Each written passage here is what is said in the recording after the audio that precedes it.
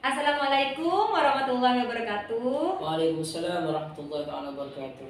Saya Dian Pratiwi, calon guru penggerak angkatan 9 dari SMA Negeri 1 Galis Pamekasan. Kali ini saya tidak sendiri, saya ditemani oleh Bapak Hoiri. Assalamualaikum Bapak Hoiri. Waalaikumsalam warahmatullahi wabarakatuh. Bagaimana kabarnya Bapak? Alhamdulillah, pada kali ini cerah ceria dan sehat walafiat, tetap semangat dalam mengajar di SMA 1 Galis Pamekasan. Alhamdulillah. Dan perlu diketahui, Bapak Hoiri ini merupakan salah satu guru yang sangat menginspirasi terhadap siswa dan rekan-rekan teman guru yang ada di SMA 1 Galis Pamekasan. Bapak Hoiri juga sebagai guru pengajar pendidikan agama Islam di SMA Negeri 1 Galis Pamekasan. Bukan begitu ya Bapak ya? Ya, alhamdulillah. Oke. Selain tadi Pak Hoiri mengucapkan sehat, tapi tidak lupa juga bahagia Bapak ya? Alhamdulillah, selalu bahagia karena segala sesuatu diawali dengan kebahagiaan itu maka hasilnya lebih maksimal. Alhamdulillah kalau begitu. Baiklah Bapak, kali ini dalam percakapan kali ini saya akan melakukan proses pra-observasi, di mana nantinya saya akan mengamati seperti apa proses pembelajaran yang dilakukan oleh Bapak di dalam kelas. Tujuannya di sini, tujuan dari pra-observasi untuk mengetahui dan mengevaluasi seperti apa proses pembelajaran yang dilakukan Bapak Hoiri di dalam kelas. Itu juga merupakan salah satu tujuan dari kenapa saya akan melakukan supervisi pada saat Bapak Hoiri mengajar. Dalam pra-observasi kali ini Bapak, ada beberapa pertanyaan yang ingin saya tanyakan. Untuk yang pertama, kira-kira apa tujuan pembelajaran yang ingin Bapak capai? Kalau terkait dengan tujuan pembelajaran, tentu kita harus melihat materi yang akan disampaikan. Dan kebetulan dalam kegiatan pembelajaran ini, materinya terkait dengan kejujuran sebagai cermin dari kepribadian. Tentunya tujuan dari pembelajaran ini, pertama, siswa memahami dan memaknai kejujuran itu tidak sekedar apa yang mereka pahami, meninggalkan sesuatu yang tidak nyata, tapi mampu mereka memaknai dan juga bisa menerapkan kejujuran dalam konteks kehidupan sehari-hari, minimal dalam lingkungan sekolah. Yang kedua, nantinya para siswa mampu menganalisis terkait dengan dalil-dalil yang akan dikaji ketika pembelajaran, terutama dalil-dalil Al-Quran atau hadis yang terkait dengan perintah untuk berperilaku jujur dan juga menegakkan kebenaran. Oke, baik Bapak, perlu saya garis bawahi bahwa tujuan pembelajaran yang akan dilakukan Bapak Hoiri yaitu yang pertama untuk meningkatkan rasa kejujuran anak, baik di lingkungan sekolah, di rumah maupun di lingkungan sekitar. Itu yang kedua untuk penerapan dalil-dalil yang sudah Pak Hoiri berikan pada saat proses pembelajaran. Baik. Untuk pertanyaan yang kedua Bapak, bagaimana dengan area pengembangan yang akan dilakukan Bapak pada saat proses pembelajaran? Kalau area pengembangannya, tentunya setiap guru itu punya model, punya style, punya strategi tersendiri. Dalam pengembangan ini yang perlu ditekankan adalah karena setiap kelas itu otomatis gaya dan strategi gaya anak-anak belajar itu berbeda. Yang pertama yang perlu diperhatikan tentunya tentang media pembelajaran. Media pembelajaran yang selama ini mungkin kalau guru agama itu identik dengan ceramah. Maka di sini harus menyiapkan media pembelajaran agar pembelajaran tersebut tidak membosankan. Yang kedua yaitu terkait dengan strategi pembelajaran. Strategi pembelajarannya harus lebih variatif. Dalam artian ceramah perlu tapi tidak terlalu monoton. Dalam artian perlu kiranya siswa itu difasilitasi kemampuan berpikir tingkat tingginya. Jadi guru hanya mendampingi, memberikan garis besar pembelajaran dan nantinya siswa menganalisis, kerja kelompok, presentasi, sehingga apa? Mereka lebih mengikuti pembelajaran lebih bermakna daripada sebelumnya. Makanya akan perlu pengembangan di situ RPP, perlu kreativitas. Karena RPP itu menunjukkan kemampuan guru siswa itu mau dibawa kemana. Jadi poinnya di situ bagaimana menyiapkan strategi pembelajaran, kemudian media pembelajaran yang lebih kreatif dan menyenangkan sehingga pembelajaran lebih bermakna kepada peserta didik. Baik, dari percakapan yang sudah diutarakan Pak Heri, mungkin saya kasih gambaran bahwa area pengembangan yang ingin dikembangkan oleh Bapak Hoiri pada saat proses pembelajarannya terkait dengan yang pertama seputar media pembelajaran, di mana setiap guru harus memiliki media pembelajaran yang bervariasi. Karena apa? Karena kalau tidak bervariasi, misalkan media pembelajarannya hanya dengan cara ceramah saja, otomatis siswa itu takut bosan dan pembelajarannya terasa sangat monoton. Jadi kita sebagai guru harus sebisa mungkin menggunakan media pembelajaran yang bervariasi agar siswa itu lebih bersemangat dalam mengikuti pembelajaran. Ini saya tambah saja ya, bahwa media pembelajaran itu yang saya gunakan itu otomatis karena di sini ada LCD proyektor, sehingga memanfaatkan media PowerPoint dan juga membuat media TTS. TTS. Baik. Dan juga disebutkan oleh Pak Heri media pembelajaran digunakan terkait dengan PowerPoint seperti itu Bapak ya. Oke. Terus yang kedua terkait dengan strategi pembelajarannya. Pak Heri menginginkan strategi pembelajaran yang kreatif, yang seperti dijelaskan tadi juga tidak monoton. Jadi siswa juga tidak jenuh dalam mengikuti pembelajaran. Dan juga penggunaan RPP yang harus disesuaikan dengan pembelajaran yang dilakukan di kelas. Misalkan RPP-nya seputar kejujuran, jadi guru memberikan penjelasan itu seputar kejujuran, begitu Bapak ya? Iya. Oke, untuk pertanyaan yang ketiga Bapak, seperti apa dan bagaimana rancangan pembelajaran yang akan dilakukan Pak Heri pada saat proses pembelajaran di kelas? Oke, sebagaimana yang sudah saya sampaikan tadi terkait dengan RPP, itu rencana pelaksanaan yang dibuat sebelum kita itu belajar, dan itu menjadi panduan khusus bagi guru sehingga strategi ataupun alokasi waktu yang tersedia terlaksana sebagaimana mestinya. RPP itu tentunya ada 3 tahap. Yang pertama ada pendahuluan, kemudian kegiatan inti, dan juga penutup. Di pendahuluan itu seperti biasa guru pada umumnya tentunya mengabsen, kemudian menanyakan kabar peserta didik, menyampaikan tujuan pembelajaran, kemudian meningkatkan semangat belajar dengan memberikan ice breaking kepada siswa. Kemudian di kegiatan inti itu ini terkait dengan model pembelajarannya. Kebetulan pada kegiatan pembelajaran nanti yang saya cantumkan di situ adalah model pembelajaran discovery learning. Dengan beberapa tahap, siswa itu mengamati gambar yang saya berikan nanti, kemudian siswa menanggapi, kemudian siswa itu membuat pertanyaan, didiskusikan, kemudian nanti dipresentasikan. Endingnya nanti siswa bisa menyimpulkan, dan tidak kalah pentingnya nanti biar suasananya tidak terlalu monoton, maka siswa juga di akhir-akhir kesimpulan itu diberikan permainan dengan adu cepat menyusun TTS yang sudah saya berikan atau yang sudah saya siapkan sebelumnya. Kemudian nanti di penutup itu siswa menyimpulkan dan juga memberikan refleksi. Refleksi itu bagaimana perasaan siswa ketika mengikuti pembelajaran. Apakah pembelajaran itu membosankan, menyenangkan, atau lebih bermakna daripada sekedar menyampaikan materi. Oke, untuk rancangan pembelajaran yang akan dilakukan Bapak Heri di dalam kelas, yaitu terkait dengan pengembangan RPP Bapak ya, di mana biasanya dalam RPP itu ada 3 tahapan. Yang pertama pendahuluan, yang kedua tahapan inti atau kegiatan, yang ketiga penutup. Di mana pada saat tahap pendahuluan Pak Heri merencanakan kayak pemberian salam, pembukaan, memberikan ice breaking terhadap siswa supaya mengkondisikan siswa, pengkondisian siswa supaya mengetahui kesiapan siswa itu bisa mengikuti pembelajaran apa tidak. Nah, selain itu dalam proses pendahuluan Pak Heri juga melakukan pengabsenan terhadap siswa. Mungkin ada siswa yang tidak masuk seperti itu Bapak ya.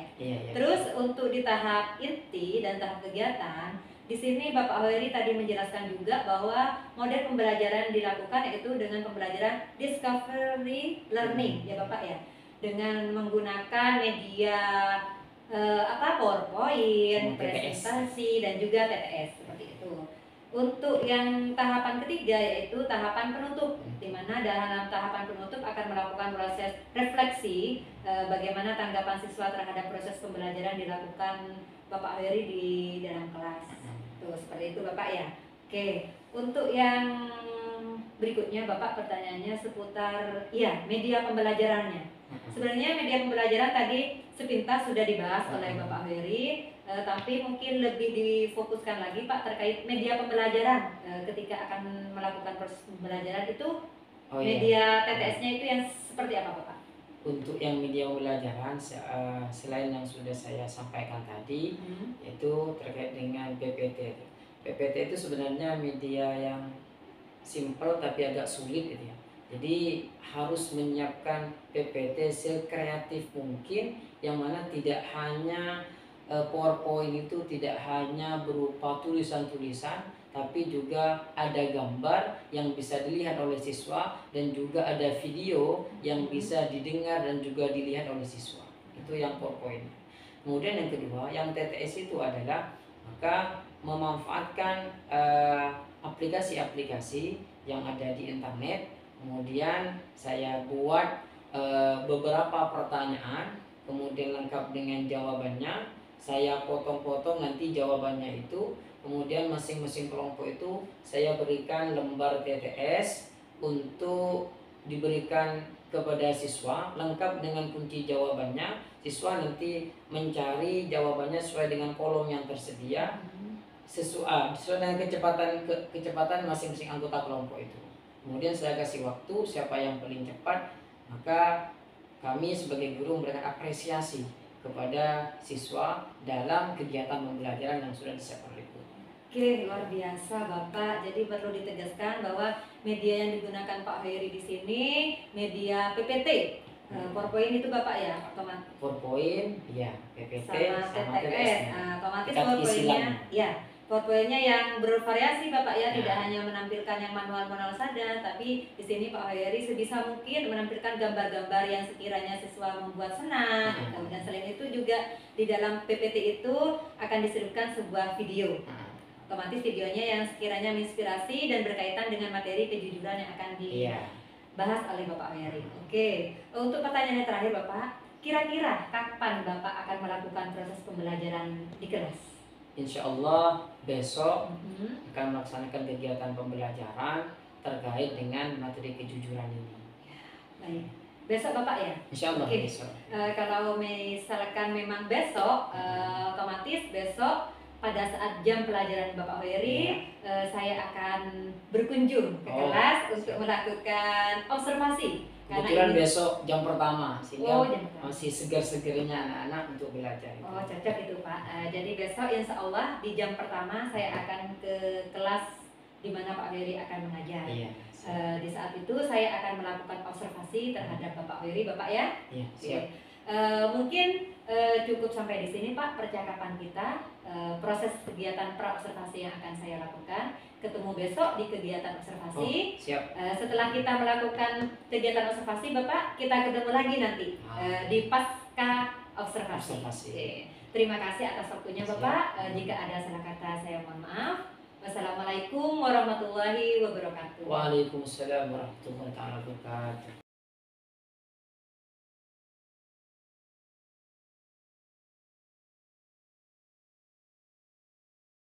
Bismillahirrahmanirrahim. Assalamualaikum warahmatullahi taala wabarakatuh.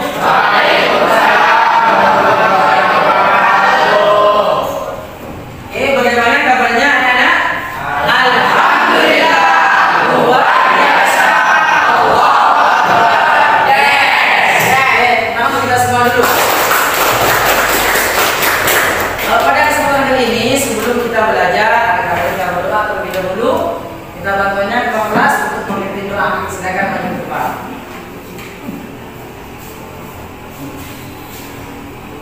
Marilah kawan-kawan, sebelum kita mulai pelajaran pada pagi hari ini, marilah kita bersama-sama berdoa mulai.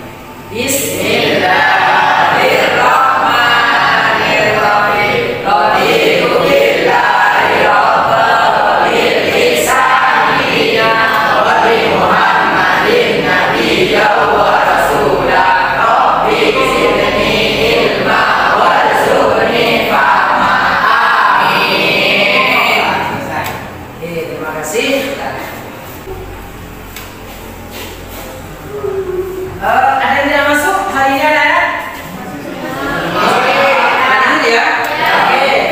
Silakan kalian rapikan dulu tempat duduknya.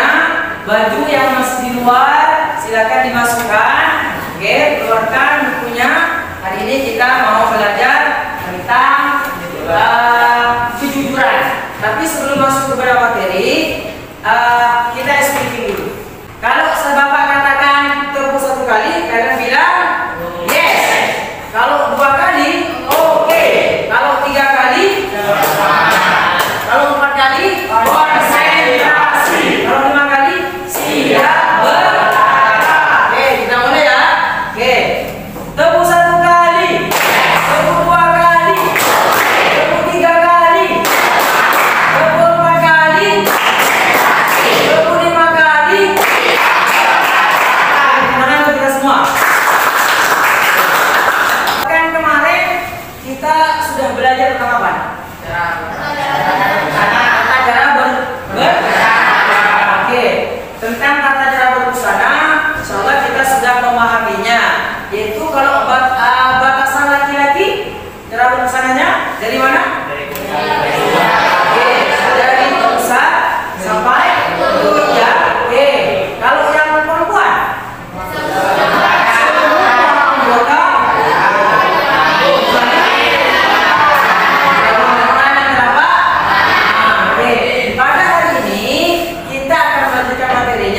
tapi dengan submateri yang berbeda, yaitu tentang kejujuran. Ada yang tahu kalau kejujuran itu apa? Oh, kejujuran sama halnya dengan kebenaran. Jujur berarti tidak berbohong, tidak berbohong. Oke, punya tujuan yang kita capai nanti dengan mempelajari materi kejujuran itu. Yang pertama, nanti peserta didik mampu membiasakan diri berperilaku jujur dalam kehidupan sehari-hari. Jadi nanti kalian mampu membiasakan diri untuk berperilaku jujur. Kemudian yang kedua, peserta didik mampu menunjukkan perilaku jujur dalam kehidupan sehari-hari. Jadi dalam interaksi kehidupan sehari-hari, kalian mampu menunjukkan jujur itu seperti apa. Yang ketiga, peserta didik mampu menganalisis manfaat kejujuran dalam kehidupan sehari-hari. Jadi kalian sudah bisa menganalisis manfaatnya apa saja kalau kita jujur. Begitu juga kalau kita bohong, apa dampaknya. Kemudian yang keempat, peserta didik mampu menyajikan. Karena nanti ada kegiatan diskusi, maka kalian mampu menyajikan keterkaitan antara contoh perilaku jujur dalam kehidupan sehari-hari. Inilah tujuan kita dalam pembelajaran pada hari ini. Oke, coba Bapak di sini ada gambar. Coba ini kalian perhatikan gambar di depan ini. Ini ada beberapa gambar terkait dengan perilaku mempertahankan kejujuran sebagai cermin kepribadian kita. Oke, yang gambar yang pertama, siapa yang mau menjelaskan? Ya, yang pertama, siapa? Ya, silakan. Ya. Gambar tersebut menunjukkan orang yang sedang menimba barang kepadanya dan dalam hal ini tidak Oke, berarti gambar yang pertama adalah orang yang menjual barang ya. Dalam konteks kejujuran, kita tidak boleh mengurangi timbangan. Oke, tepuk tangan tentunya. Oke. Yang kedua, gambar yang kedua sama? Oke, silakan, Andra.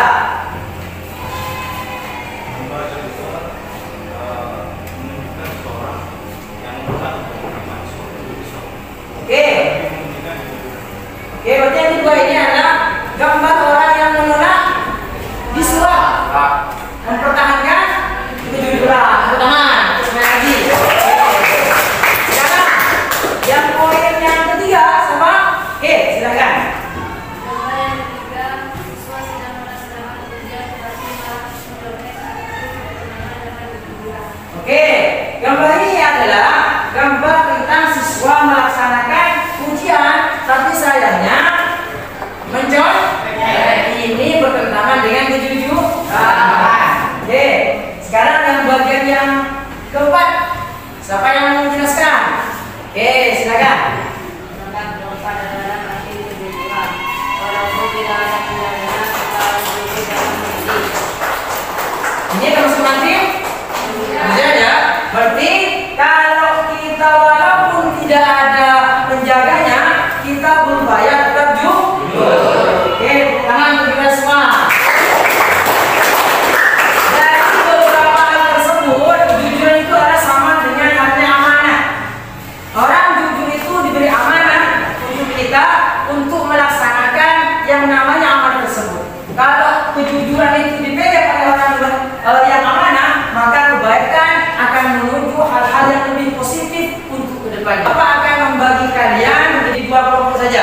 ya, kelompok 1 sama kelompok 2. Oke, silahkan kalian nanti identifikasi terkait dengan video yang akan Bapak tampilkan, dan juga kalian nanti analisis LKPD yang sudah Bapak tadi share di WA group dengan teman-teman kelompok kalian. Sebelum saya share videonya, silahkan kalian gabung dulu dengan kelompoknya. Nah, dipersilakan gabung dulu dengan kelompoknya. Kelompok 1 sebelah sini, kelompok 2 sebelah sini, ya. Silakan posisikan mejanya sesuai dengan kelompoknya masing-masing. Dipersilakan. Gimana, sudah kelompoknya masing-masing ya? Tepuk tangan dulu untuk semua kita. Pada hari ini masing-masing kelompok nanti mengidentifikasi hasil dari pengamatan video yang akan Bapak share. Kemudian kalian catat hal-hal penting dari video tersebut untuk nanti dijadikan sumber belajar ketika kalian mengerjakan LKPD. Paham ya? Perhatikan dulu.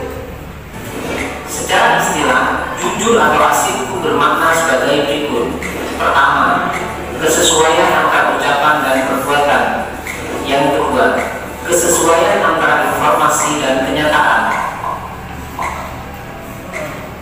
Yang ketiga, ketegasan dan kemantapan hati. Serta yang keempat, sesuatu yang baik yang tidak dicampuri dengan kedustaan. Imam Al-Ghazali membagi sifat jujur atau benar sebagai berikut.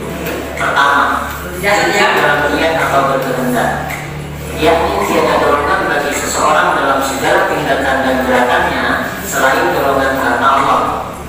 Yang kedua, jujur dalam perkataan atau lisan, yakni sesuainya berita yang diterima dengan yang disampaikan. Serta yang ketiga, jujur dalam perbuatan atau amaliyah, yakni beramal dengan sungguh-sungguh sehingga perbuatan zahirnya tidak menunjukkan sesuatu yang ada dalam batinnya dan menjadi tabiat bagi dirinya. Kejujuran merupakan fondasi atas tegaknya suatu nilai-nilai kebenaran. Karena jujur identik dengan kebenaran. Jujur adalah sikap yang tulus dalam melaksanakan sesuatu yang diamanatkan kepadanya, baik berupa kata maupun tanggung jawab. Orang yang melaksanakan amanat disebut dengan al-amin, yakni orang yang terpercaya, jujur, dan setia. Penerapan perilaku jujur dalam kehidupan sehari-hari, baik di lingkungan keluarga, sekolah, maupun lingkungan masyarakat dapat diimplementasikan sebagai berikut. Pertama, meminta izin atau berpamitan kepada orang tua ketika akan pergi kemanapun. Yang kedua, tidak meminta sesuatu di luar kemampuan kedua orang tua.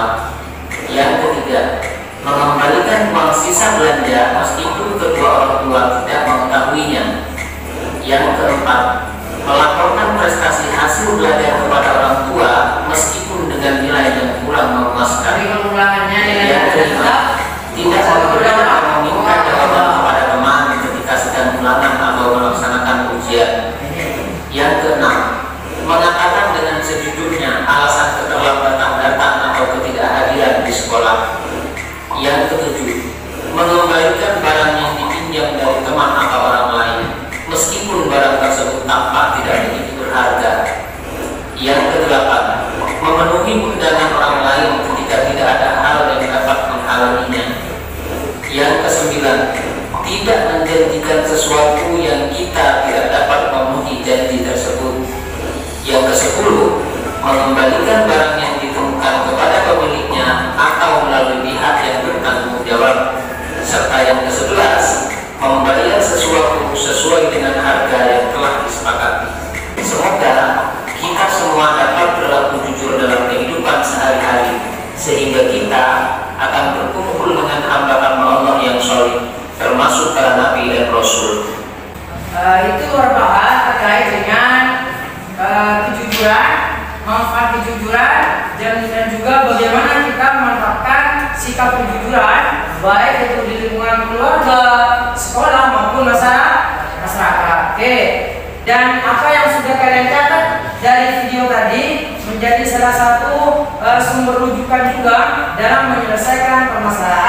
yang ada di LKPD. Dipersilakan kalian untuk mendiskusikannya dan nanti kalian membuat kesimpulan dan juga nanti dipresentasikan. Dipersilakan. Rembuk dulu dengan teman-temannya. Jadi ya, yang LKPD-nya itu dulu Pak, yang ada di masing-masing anggota kelompok berbagi peran ya. Itu ada beberapa pertanyaan di poin 1. Nanti yang kelompok 1 fokus kepada yang permasalahan pertama ya. Kemudian yang kedua fokus kepada permasalahan yang kedua. Yang tidak dipahami langsung bisa ditanyakan ke Pak Wahid. Silakan masing-masing anggota kelompok biar cepat menyelesaikan permasalahannya. Silakan cari dari berbagai sumber jawaban sesuai dengan yang ada di permasalahan tersebut. Jadi yang KPD bahan aja yang ada di WA group kadang juga untuk menjawab hal-hal yang terkait dengan masalah yang ada di KPD yang sudah masih ya. Coba masing-masing kelompok berbagi peran biar selesai.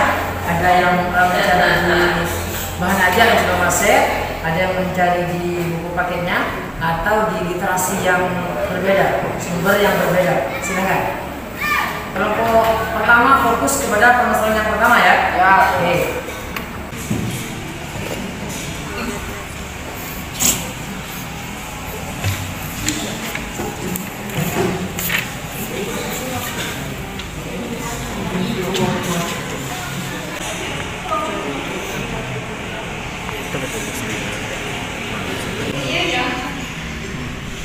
Ini fokus ke sini nanti baca pas ditulis nanti.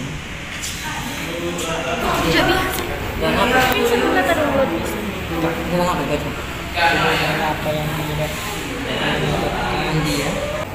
Ya gimana anak sudah selesai? Ya. Untuk kita semua. Silakan hari ini kalian mempresentasikan hasil dari diskusi kelompok kalian, baik itu dari kelompok 1 maupun kelompok 2. Dipersilakan perwakilan dari kelompok 1 siapa yang mau maju bertolak? 2 ya, silakan maju dulu. Berikan tepuk tangan dulu untuk mana yang maju. Assalamualaikum warahmatullahi wabarakatuh. Waalaikumsalam warahmatullahi taala wabarakatuh. Izinkan kami untuk mempresentasikan hasil kerja kelompok kami. Untuk persoalan nomor 1, apa yang menyebabkan akhirnya manusia berbohong? Yang pertama yaitu menghindari hukuman dari guru. Yang kedua, malas untuk ke sekolah jadi molor waktu. Dan yang terakhir, perilaku kebohongan ini terjadi karena adanya sifat dari orang tua sehingga anak dapat meniru kebohongan tersebut. Persoalan yang kedua, apakah bisa berhenti dari perkataan orang tersebut?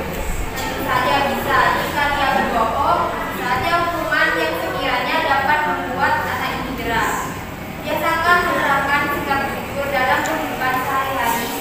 Dan yang paling penting, jangan mengajarkan anak kecil untuk berbohong karena memori anak kecil cepat untuk menganggap sesuatu yang ia lihat atau perilaku yang diterapkan kepadanya. Dan hal itu sewaktu-waktu dapat ia lakukan saat dewasa nanti. Soal yang ketiga, menurut Imam Al-Ghazali, jujur itu ada 3 macam. Yang pertama, jujur dalam niat atau bersendal. Yang kedua, jujur dalam perkataan atau lisan. Dan yang ketiga, jujur dalam perbuatan. Baik, sekian dari kami. Mungkin ada pertanyaan dari kelompok 2. Oke, sebelum bertanya, tepuk tangan dulu untuk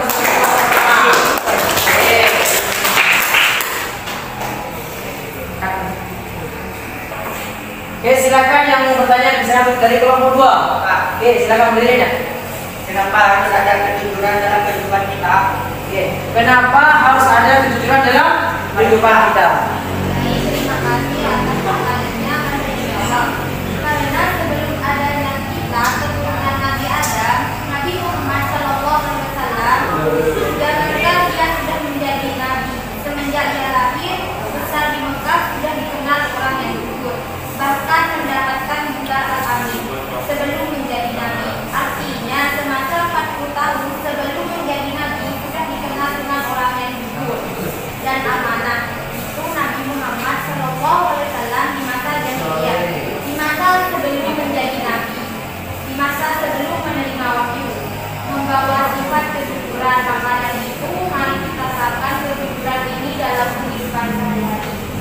Oke, tepuk tangan untuk kelompok pertama.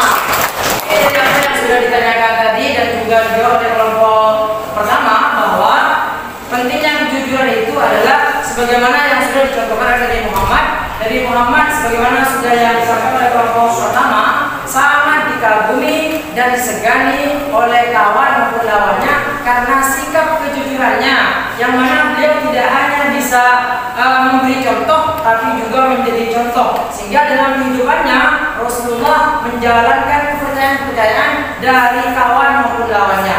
Jadi pentingnya kejujuran itu sangat luar biasa dalam kehidupan kita sehari-hari. Oke, silakan ditutup dulu. Baik, sekian dari kami. Kurang lebihnya mohon maaf. Assalamualaikum warahmatullahi wabarakatuh. Sudah. Oke, dari apa yang sudah kita presentasikan terkait permasalahan, saya apresiasi kepada kalian semua karena mampu menyelesaikan permasalahan sesuai dengan yang kita harapkan. Baik itu makna kejujuran. Kejujuran itu adalah sesuai antara perkataan dan perbuatan. Kemudian membiasakan perilaku tidak bohong di mana saja, di keluarga, di sekolah, maupun masyarakat. Oke, untuk mempertegas pemahaman kalian, sekarang saya coba main game dengan kalian, yaitu teka-teki. Nanti kelompok mana yang paling cepat, paling tepat mengerjakannya. Oke, diperhatikan dulu. Ini ada dua teka-teki, yaitu yang pertama dan juga yang kedua. Silakan perwakilan kelompoknya maju dulu satu. Oke, TTS 1. Sekarang kelompok 2, TTS 2. Oke, duduk dulu di tempatnya. Duduk dulu ya. Oke, saya kasih waktu kalian kurang lebih 5 menit untuk menjawab TTS itu, dan jawabannya ada di lembar ini. Dipaham ya? Siap ya? Silakan kalian nanti buka dengan anggota kelompoknya, kemudian kalian langsung tuliskan jawaban dari pertanyaan yang ada di TTS tersebut. Oke, silakan. Ini yang bagian TTS 1 ya. Oke, ini TTS 2. Silakan, waktunya dimulai dari sekarang. Silakan baca soalnya yang dicari. Cocokkan ya? Ada yang menuliskan, langsung dituliskan di situnya. Ini bagi lagi, langsung dituliskan.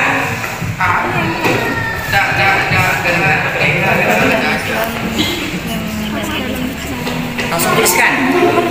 Ayo cepat, ayo.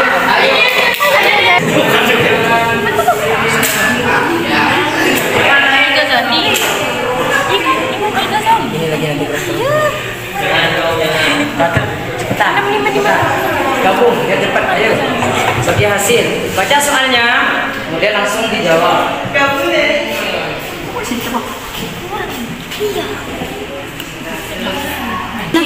Munafik.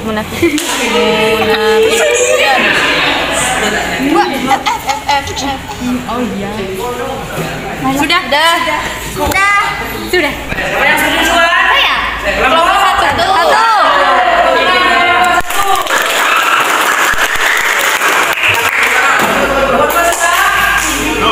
Tadi yang selesai duluan dari game TTS yaitu kelompok 1. Kelompok 2 alhamdulillah juga menyusul, bisa mengenai. Tepuk tangan untuk kita semua. Dari apa yang sudah kita pelajari pada hari ini, apa yang bisa kita simpulkan? Siapa? Oke, silakan. Kesimpulannya tentang kejujuran.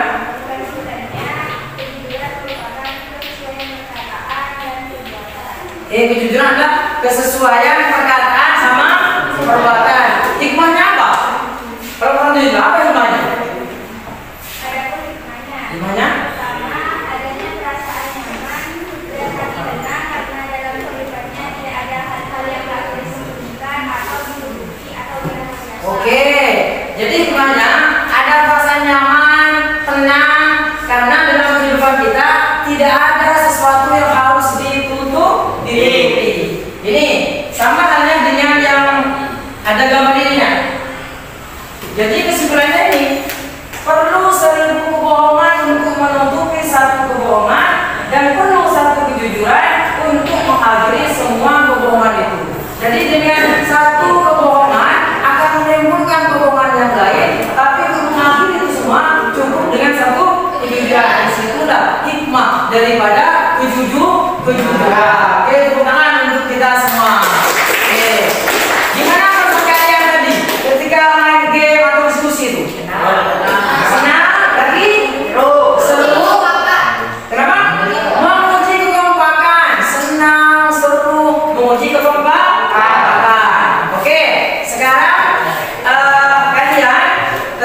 posisinya saya sudah nge-share di WA group tentang beberapa soal untuk menguji pemahaman kalian sebelum mengakhiri kegiatan pembelajaran pada hari ini. Silakan kalian coba kerjakan 5 soal yang sudah Bapak share melalui Google Form yang sudah ada di WA group masing-masing. Silakan buka HP-nya masing-masing.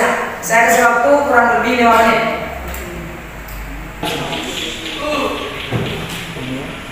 Oke.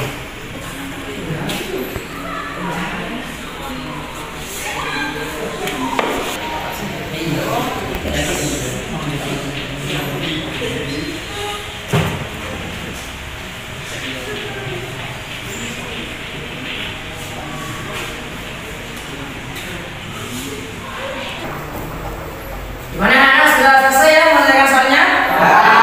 Tepuk tangan untuk kita semua. Alhamdulillah, setelah kita mempelajari pada kegiatan pada hari ini, saya apresiasi kepada kalian karena mampu bekerja sama dan juga antusias, mulai dari diskusi kelompok kalian, kemudian mengerjakan PNS yang sudah Bapak berikan tadi, dan juga memberikan kesimpulan luar biasa. Untuk kegiatan materi berikutnya, yaitu tentang tata cara menghindari hal-hal yang berdampak negatif pergaulan kita, yaitu pergaulan bebas dan juga perbuatan zina. Jadi materi berikutnya yaitu menghindari pergaulan bebas dan juga perbuatan zina. Silakan sambil lalu nanti kalian ketika di rumahnya pelajari sehingga pertemuan berikutnya materi tersebut bisa langsung kita kuasai. Baik, mengakhiri kegiatan pembelajaran pada hari ini, kita bersama-sama membaca doa kafaratul majelis. Bismillahirrahmanirrahim. Subhanallah wa bihamdika asyhadu an la ilaha illa anta astaghfiruka wa atubu ilaik. Baik, sebelum Bapak tutup, nanti kalian kondisikan kursinya sesuai dengan posisi semula diletakkan kembali. Oke, saya akhiri. Wassalamualaikum warahmatullahi taala wabarakatuh. Kita semua.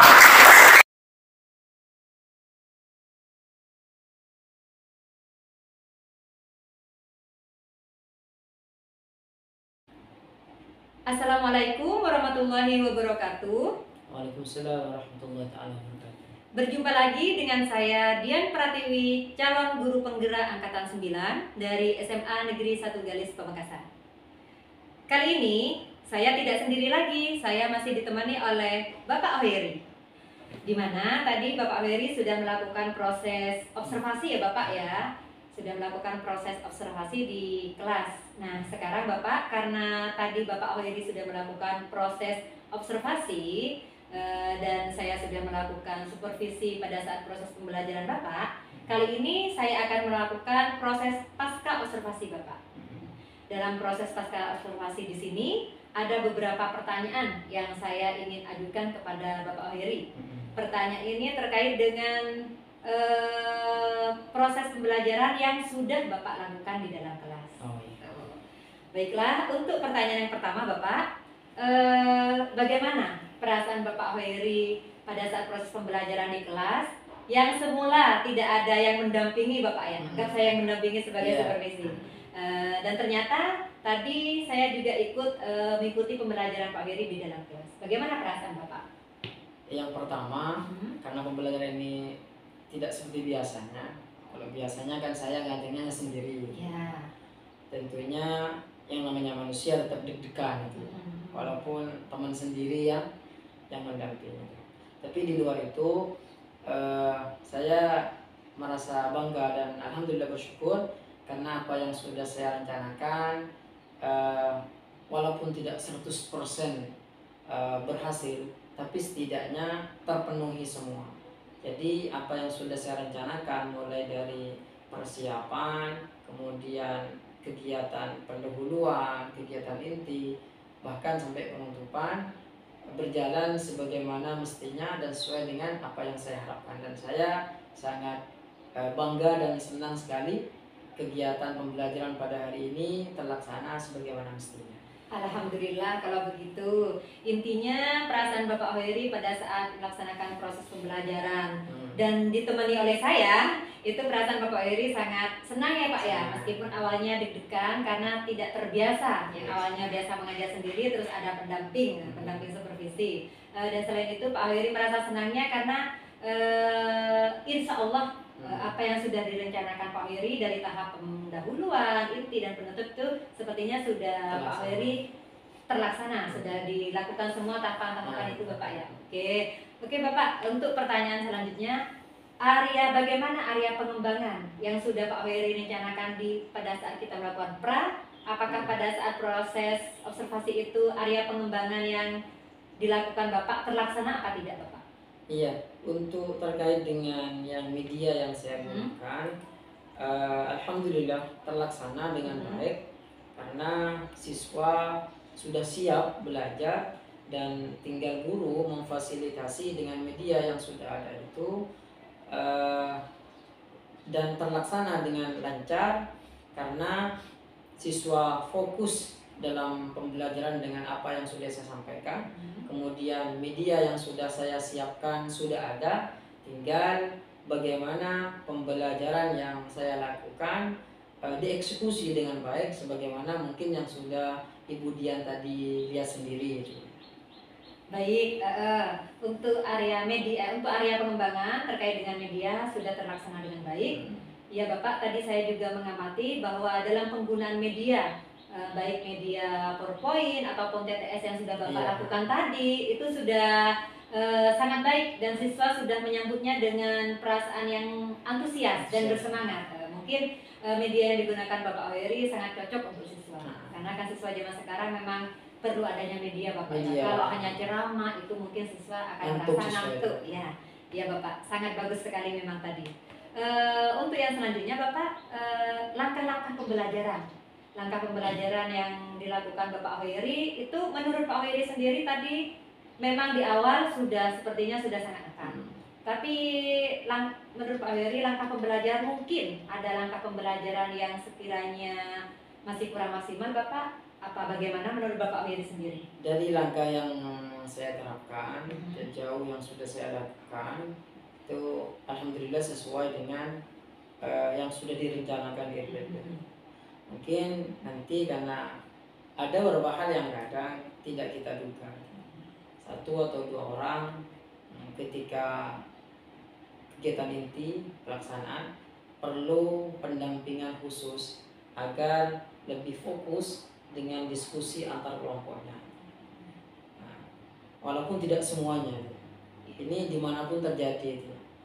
Ada yang kita lakukan semaksimal mungkin, tapi kadang ada 1-2 orang yang masih belum antusias sehingga perlu pendampingan, dan akhirnya mereka dengan pendampingan guru itu tidak boleh membiarkan, tidak fokus hanya kepada yang aktif saja, tapi perlu pendampingan kepada siswa sehingga semuanya ikut aktif, ikut berbaur dan bisa merasakan nikmatnya belajar yang sungguhnya itu seperti apa. Betul sekali, betul Bapak. Untuk langkah dan rencana pembelajaran yang dilakukan Bapak Hoeri, menurut Bapak Hoeri sudah terlaksana dengan baik dan saya menilainya juga begitu Bapak. Tadi saya pada saat berada di kelas juga mengamatinya, memang setiap langkah dari tahap pendahuluan, tahap kegiatan dan tahap penutup, alhamdulillah sudah dilalui semua sama Bapak Hoeri dan sudah terlaksana dengan baik. Apalagi tadi pada saat pendahuluan, selain Pak Hoeri memberikan salam dengan lantangnya menyapa siswa, sepertinya memang Pak Hoeri akrab sama siswa dan siswa menyambutnya dengan baik. Pak Hoeri juga memberikan ice breaking tadi, ya, ice breakingnya juga siswa menyambutnya dengan sangat antusias dan bersemangat. Di situ kita bisa mengetahui bahwa siswa ini sudah siap dalam mengikuti pembelajaran seperti itu. Oke, betul kata Pak Hoeri tadi. Memang tidak kita ketahui atau di luar dugaan, di luar kendali kita, memang selalu ada bukan kendala kayak permasalahan, meskipun tadi langkah-langkah pendahuluan kegiatan dan penutup sudah dijalankan dengan baik, menurut saya memang proses pembelajaran yang dilakukan Pak Wery juga sangat baik. Memang masih ada Bapak ya 1-2 orang anak yang lainnya itu aktif, memang rasanya itu pasif. Dan tadi sudah Pak Wery sudah bagus untuk mendampingi si anak. Itu memang saya juga sepakat, memang di setiap pembelajaran tidak semua dalam satu kelas itu anaknya aktif semua. Mesti ada 1 atau 2 anak yang rada-radanya leneh Bapak ya. Yang penting kita sebagai guru itu selalu siap untuk mendampingi siswa seperti itu. Untuk pertanyaan yang terakhir Bapak, adakah kendala pada saat Bapak Wery melaksanakan proses pembelajaran tadi? Kalau masalah kendala tidak bisa dipungkiri, karena strategi sebagus-bagusnya strategi dan media yang disampaikan tergantung situasi dan kondisi. Sedangkan situasi dan kondisi berubah-ubah. Yang kita hadapi bukan komputer, tapi yang kita hadapi adalah makhluk hidup yang berupa siswa itu. Otomatis kejiwaannya antara satu waktu yang lain itu berubah. Tentunya di sini kendalanya sebenarnya bukan kendala ya, yang sudah yang disampaikan tadi itu, cuman bagaimana siswa itu lebih tertarik, lebih memahami makna pembelajaran yang mereka lakukan. Karena selama ini kan mereka hanya sekedar ikut-ikutan saja, ikut-ikutan, tidak paham apa yang sedang mereka pelajari itu. Jadi memaknai bagaimana tentunya ada pendampingan yang tadi itu, sehingga pembelajaran yang dilakukan berupaya semaksimal dan seoptimal mungkin dapat terlaksana sebagaimana mestinya, walaupun kita pasti menemui kelemahan-kelemahan dari sisi-sisi yang kadang tidak terduga kita harapkan terjadi. Tapi sejauh ini kendala itu alhamdulillah bisa diselesaikan dengan baik dengan selalu mengadakan pendampingan kepada siswa yang memiliki keunikan tersendiri dalam pembelajaran. Ya, benar Bapak, benar. Saya sepakat dengan pernyataan yang diutarakan oleh Bapak Wery, karena ketika kita melakukan suatu kegiatan, otomatis secara tidak langsung kendala itu mesti ada. Meskipun menurut kita ini sudah rencananya sangat matang, tapi kendala yang namanya kendala itu mesti ada Bapak ya. Kayak tadi proses pembelajaran Pak Wery, mungkin memang tidak semua siswa menyimak apa yang disampaikan Bapak Wery. Memang ada 1 atau 2 siswa yang rada-rada unik, kata Pak Wery tadi. Memang rada-rada unik, tapi bagusnya Pak Wery itu selalu siap untuk mendampingi siswa. Kadang juga kan bukan sebuah teguran, tapi pendampingan. Otomatis dengan sikap Pak Wery seperti itu, siswa merasa sadar bahwa memang dia itu unik dan radanya leneh. Oh, berarti saya ini diperhatikan seperti itu. Dengan pendampingan dilakukan Pak Wery, siswa merasa saya diperhatikan. Dan siswa langsung tanggap secara otomatis dan mendengarkan kembali apa yang sudah diutarakan Pak Wery. Oke, mungkin Pak dari pertanyaan-pertanyaan pasca observasi ini sudah cukup buat saya. Dan semuanya sudah terjawab oleh Pak Wery dengan lantangnya dan dengan bagusnya. Saya senang sekali. Mungkin di akhir percakapan ini Bapak, kesan Bapak selama saya melakukan observasi terhadap Bapak Wery sampai ke pasca observasi ini, kesan Pak Wery seperti apa Bapak? Sebenarnya kegiatan yang seperti ini sangat perlu dilakukan antar teman sejawat terutama itu, karena kita itu kan mengajar tidak sekedar kita datang ke kelas, tapi ada sesuatu yang baru yang harus kita lakukan dalam kelas. Dan saya juga terima kasih kepada Bu Dian atas beberapa masukan dan juga sharingnya, dan juga penyampaian Bu Dian dalam artian tidak menggurui gitu ya. Tidak menggurui, sehingga saya sebagai teman sejawat welcome dan sangat mengapresiasi atas segala pendampingan, arahan yang sudah Bu Dian lakukan, baik dari mulai pra observasi, kemudian dalam konteks kegiatan pembelajaran, bahkan sekarang sampai pasca observasi. Banyak sekali pengalaman-pengalaman baru atau sharing-sharing pengetahuan baru yang saya dapat terutama, dan mungkin ini bisa menjadi tolok ukur untuk saya ke depannya lebih mempersiapkan diri segala halnya, tidak hanya EPP tapi juga faktor-faktor lain yang sekiranya bisa menghambat dalam kegiatan pembelajaran. Sekali lagi saya terima kasih kepada Budian, sangat menginspirasi. Terima kasih Bapak. Rasanya saya sangat berbunga-bunga apa yang sudah diutarakan Pak Oheri. Saya juga berterima kasih kepada Bapak Oheri atas waktunya, Sama-sama. atas tenaganya juga sudah meluangkan waktu kepada saya untuk melakukan proses supervisi di kelas yang sudah dilakukan oleh Bapak Oheri pada saat proses pembelajaran. Dan saya sudah juga berterima kasih atas jeripayah Pak Oheri ketika saya meminta waktunya untuk melakukan proses pra-observasi, mengobservasi Pak Oheri di kelas, dan sampai saat ini melakukan pasca observasi.